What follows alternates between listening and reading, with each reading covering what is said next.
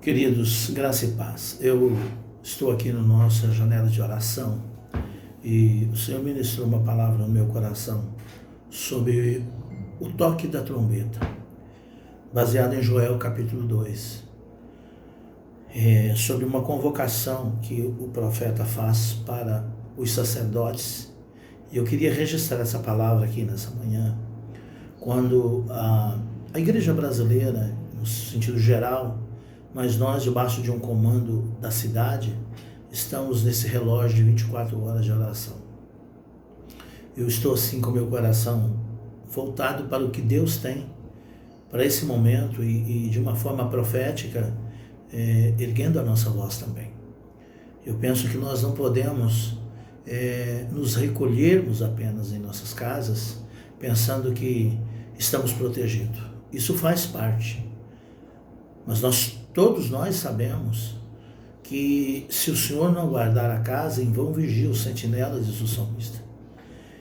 E a palavra que veio ao meu coração, baseada em Joel capítulo 2, quando ele fala do exército enviado por Deus, que vem sobre as nações da terra, e ele fala do nível de avanço desse exército que vai fazer com que a justiça de Deus se estabeleça. E nessa linha, nesse foco, ele deixa claro, no versículo 12, ele faz um chamado para os sacerdotes. E ele diz sobre esse momento que se faz necessário uma conversão do nosso coração ao Senhor.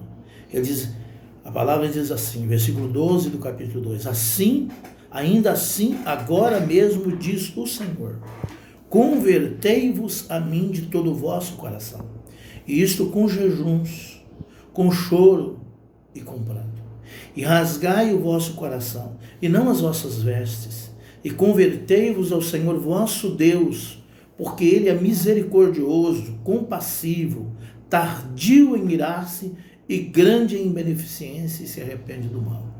O Senhor ministrou o meu coração que, como sacerdotes, nós estamos fazendo esse primeiro toque da trombeta. Porque, se você observar, lá em Números capítulo 10, versículo 1 a 9, fala que os sacerdotes, eles tinham a responsabilidade de tocar a buzina. É uma espécie de trombeta. E aqui nós temos uma figura do propósito do toque dessas trombetas. Então, nós como sacerdotes estamos, porque hoje nós somos toda a igreja ocupa essa função sacerdotal, de estar diante de Deus como sacerdotes real, como 1 Pedro fala. Então nós estamos tocando a trombeta através do jejum, da oração, do clamor, rasgando o nosso coração. Eu penso que esse primeiro toque é muito interessante observar isso, porque se duas trombetas fossem tocadas, o povo deveria se reunir à porta da tenda da congregação. Em Números 10, versículo 3 fala isso. E nesse momento, Deus daria mais instruções. Em Joel, a trombeta é tocada para alarmar e despertar os servos do Senhor para o fato de que o dia do julgamento está perto. Então eu penso que essa palavra de Joel, do tocar dessa trombeta, é como um despertar de Deus no nosso coração para que a igreja entre em súplica diante de Deus, em arrependimento genuíno, em uma conversão real. E desde o primeiro dia que nós estamos em oração, vem ao meu coração a palavra de Atos 3,19, quando Pedro fala que o que precisava acontecer era uma conversão e um arrependimento. Ele diz, convertei-vos, pois, e arrependei-vos, pois, e convertei-vos ao Senhor, para que venham tempos de refrigério pela presença do Senhor. Então, o que vai trazer refrigério para o coração da igreja, para o coração dos homens na terra, é a presença. E como que nós podemos atrair essa presença? Tocando a trombeta e vindo para o Senhor com o coração arrependido, rasgando o nosso coração e não as nossas vestes, como diz o profeta no versículo 1, 12 e 13 do capítulo 2. Mas eu gostaria de chamar a sua atenção para o que vem em seguida.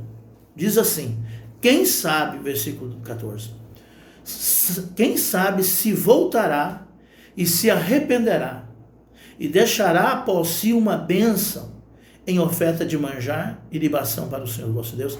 Quer dizer, ele faz uma pergunta, ele diz, quem sabe o Senhor se voltará para nós. Eu penso que Deus está desejoso de voltar-se para nós, mas precisa haver o que eu chamo aqui do segundo toque da trombeta, porque se somente uma trombeta fosse tocada, esse era o chamado para os líderes reunirem-se. O versículo 4 do capítulo diz que uma trombeta tocava. E Joel está falando dessa trombeta que tocou. Essa trombeta tocando são os sacerdotes vindo para o altar, se arrependendo, entrando em jejum, que é o que nós estamos fazendo. Mas ele diz, se o inimigo estivesse aproximando-se, o alarme era soado com as trombetas, e o Senhor, conforme havia prometido, viria e lutaria pelo seu povo. Então eu penso que Deus está procurando homens e mulheres que toquem as trombetas divinas na terra para despertar sua igreja adormecida. Você é um deles. Você é um deles. Porque se a trombeta der sonido incerto, quem se preparará para a batalha? Segundo Coríntios 14, 8, Paulo diz isso. Nós precisamos entender que a corneta não pode dar um sonido incerto. Então, como sacerdotes, nós estamos chamando o povo para o arrependimento, para a súplica, para que Deus poupe a sua igreja, para que Deus poupe o seu povo. Agora, queridos, é hora de tocarmos a segunda trombeta. Como é, pastor, o toque dessa segunda trombeta? É a igreja sair de suas cavernas e se revelar como corpo de Cristo na terra. Até a igreja é o lugar de esperança que nós temos para a nação. Nós como igreja não podemos parar, não estou falando prédio, estou falando igreja, estou falando corpo de Cristo. Nós não podemos nos enclausurar dentro de nossas casas, fazer de nossas casas uma caverna e ficar lamentando e chorando como Elias fez dentro de uma caverna. Porque a voz que chamou Elias para sair da caverna está chamando a mim e a você. Deus disse para Elias, saia daí, saia deste lugar, saia desta caverna. Então, e volte pelo caminho de onde você veio, porque a sua missão não acabou. A missão da igreja agora é muito maior, é tocar a segunda trombeta, porque nessa batalha, queridos, nós não temos como batalhar sozinhos. E não podemos batalhar. Quem vai guerrear por nós é o Senhor. Quando se tocava a segunda trombeta, era como se os sacerdotes estivessem dizendo, a guerra agora é totalmente do Senhor. O que era nosso, nós já fizemos. Agora é de Deus. Aí você vai para 2 Crônicas 7:14, o que está escrito lá? Quando vier a guerra, a fome, a peste, o Senhor fala para Salomão, e se o meu povo entrar nesse lugar e clamar pelo meu nome, ele diz, então se o meu povo, que se chama pelo meu nome, se humilhar, orar, buscar a minha face e se converter dos seus maus caminhos, eu ouvirei dos céus, perdoarei os seus pecados e sararei a sua terra. Eu creio nessa palavra. E eu creio, queridos, de todo o meu coração, que o Senhor está protegendo a igreja, guardando a igreja, e que esse momento foi como um choque para a igreja, um despertar para aprendermos realmente sermos igreja. Nós não somos igreja dentro de uma caverna, nós não somos igreja dentro de 4 paredes, nós somos igreja andando pela rua, nós somos igreja pisando nas ruas da cidade, dizendo que esse vírus maldito não vai atingir o nosso povo, não vai atingir as nossas famílias. Eu quero profetizar essa palavra na tua vida, e o texto termina, eu vou terminar com isso, diz assim, congregai o povo, versículo 15, tocai a buzina em Sião, santificai um jejum, proclamai o dia de proibição, congregai o povo, santificai a congregação, ajuntai os anciãos, congregai os filhinhos e os que mamam, e sai o noivo de sua recâmara e a noiva de seu tálamo. Chorem os sacerdotes e ministros do Senhor entre o alpendre e o altar, e digam, poupa o teu povo ao Senhor, e não entregues a tua herança ao opróbrio, para que as nações façam escárnio dele, porque diriam entre os povos, onde está o seu Deus? Então, queridos, nós temos que erguer a nossa voz e tocar a trombeta, a segunda trombeta, porque Deus é Deus, Ele está no controle, Ele vai mover o seu braço poderoso, e nós não vamos perder essa guerra. E ainda mais, o Brasil não pode mudar de direção. Não cabe a nós, nesse momento, lançarmos palavras de crítica, de decepção e dizer que o presidente não está sabendo governar a nação. Não é meu direito e seu direito fazer isso. O direito nosso como igreja é convocar o nosso povo e tocar a segunda trombeta e dizer: Deus, guerreia a nossa guerra.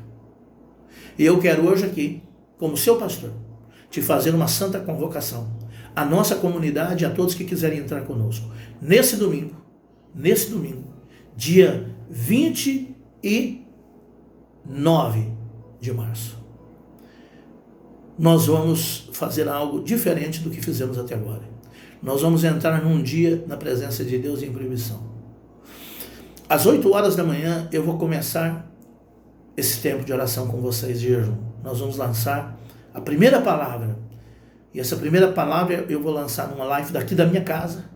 E quando for 10 horas da manhã, eu vou estar lá na igreja. Nossos pastores, pastor Patrícia e o pastor Márcio, vão estar lá comigo. Eles vão ministrar uma palavra. E eu quero que eles voltem-se para isso que o Senhor está me falando. E busque do Senhor uma palavra nessa direção.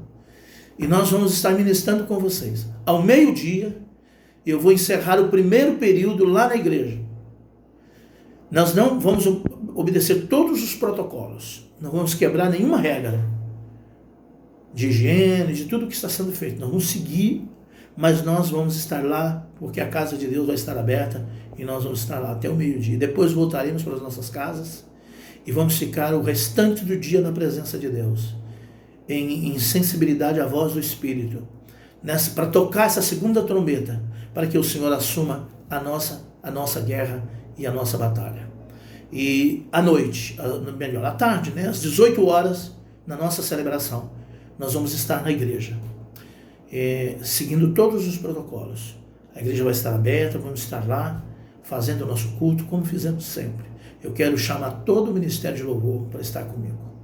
Eu quero que vocês, em torno de 5 a 8 pessoas no máximo, estejam de manhã na igreja, às 10 comigo. O pessoal todo do louvor aí, a Noêmia, a Júlia Karen, o Rafael, me ajuda aí, Renato, a Kátia, não sei se ela vai estar na linha de frente trabalhando, pastora, nós vamos estar lá. Vamos reunir o Ministério de Louvor, vamos ficar essas 2 horas em adoração, adorando ao Senhor, adorando, até o meio-dia. Meio-dia voltamos para nossas casas, e daí ficamos o período da tarde mergulhado na presença, e às 18 horas vamos nos reunir na casa de Deus. Um beijo no seu coração, fique comigo, estamos juntos. Nesta guerra não tereis que pelejar, o Senhor pelejará por nós. Que o Senhor te abençoe. Muito obrigado.